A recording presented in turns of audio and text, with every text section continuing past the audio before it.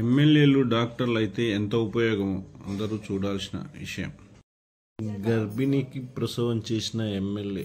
శస్త్రచికిత్స నిపుణుడైన నాగర్ కర్నూలు జిల్లా Achampet MLA doctor Vamsikrishna శుక్రవారం పురిటి నొప్పులతో బాధపడుతున్న నిండు గర్భిణికి ప్రసవం చేశారు.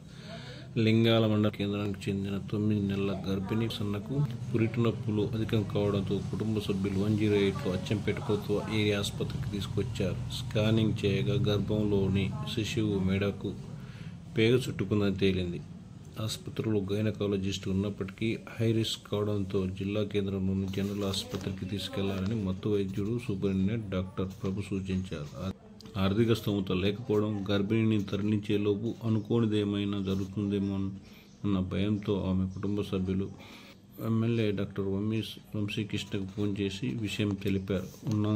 ఉన్నంతల పర్యటన నుంచి తిరిగి వస్తున్న ఎమ్మెల్యే ఆందోళన చెందవద్దని వారికి భరోసా ఇచ్చారు. సిజేరియన్కు ఏర్పాటు చేయాలని అచ్చంపేట ఆసుపత్రి సూపరింటెండెంట్ డాక్టర్ ప్రభును ఆదేశించారు. హుటాహుటిన ఆసుపత్రికి చేరుకున్నారు.